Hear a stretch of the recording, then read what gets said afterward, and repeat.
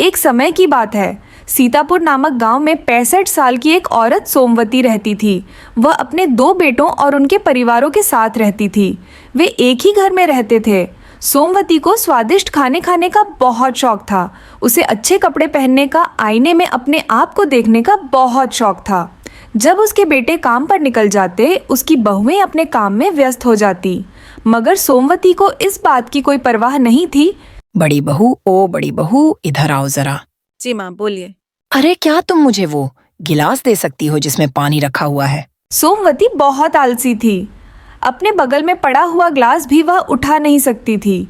वह हर बार ऐसे ही करके किसी न किसी को बुलाती और उन्हें परेशान करती।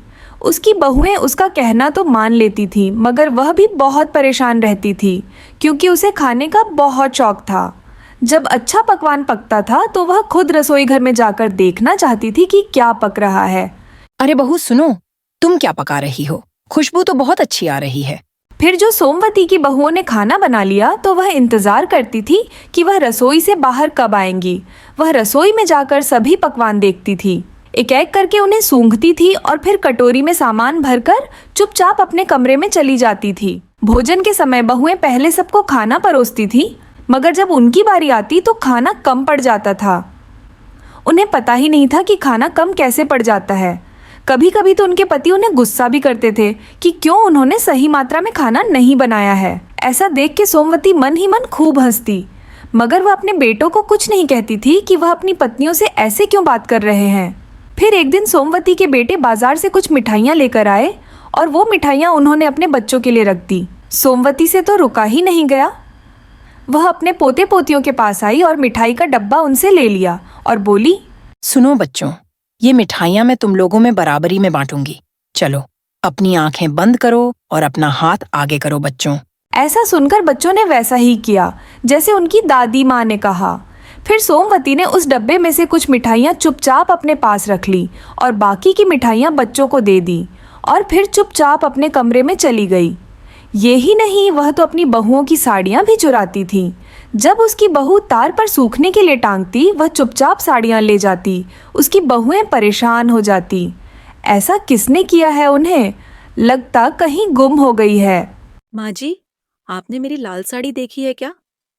मैं कई समय से ढूंढ रही हूँ, मगर मुझे मिल ही नहीं रही। मैंने उसे सूखने तार पर डाला था। क्या आपने देखी है? नहीं बहू, मुझे लगता है वो पड़ोस की रानी ने ऐसा कुछ किया है। कल मैंने वो साड़ी उसके पास देखी थी। हाँ माँ जी, मेरी साड़ी भी खो गई है। मुझे लगता है ये रानी का ही काम है। तुम दोनों को उसके पास जाकर बात करनी चाहिए। ऐसा बोलकर उसने अपनी बहुओं को भड़का दिया, जैसा उनकी सास ने कहा। वह दोनों अपनी पड़ोसन रानी के पास गई और लड़ने लगी। रानी की तो कोई गलती ही नहीं थी और उन्हें लड़ता देख सोमवती दूर से हंसने लगी। इनको तो पता ही नहीं चलेगा कि ये मैंने किया है। देखो कैसे लड़ झगड़ रही है। सोमवती ऐसे ही अपने परिवार में सबको तंग करती। फिर एक दिन जब वह खाना खा रही थी, सोमवती को बहुत खुशी हुई यह जानकर कि अगले हफ्ते दशहरा आ रहा है और वह चाहती थी कि सब लोग नए कपड़े खरीदें। जी माँ, हमें कपड़े खरीदने चाहिए। और हाँ, अभी सासू माँ भी आ रही है, तो क्या आप उनके लिए भी कपड़े खरीद लेंगी? वह दशहरा मनाने आ रही हैं। यह सुनकर सोमवती नाराज हो गई। उसे जलन मच रही थी कि वह क्यों आ रही है। आने दो उसे, मुझे पता है यहाँ से उसको कैसे भगाना है।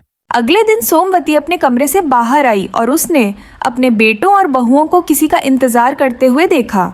वह सब आंगन में खड़े थे। हे भगवान, देखो कैसे ये लोग उसका इंतजार कर रहे हैं। क्या इन्होंने मेरा इंतजार ऐसे किया है कभी? हे भगवान।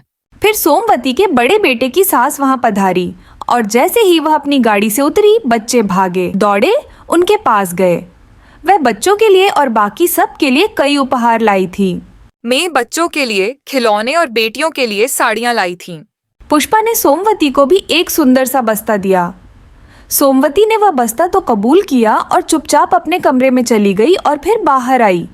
बाहर आकर उसे स्वादिष्ट खाने की सुगंध आई तो वह सोचने लगी कि बहुत कुछ बना है, मगर उसे जलन भी मच रही थी।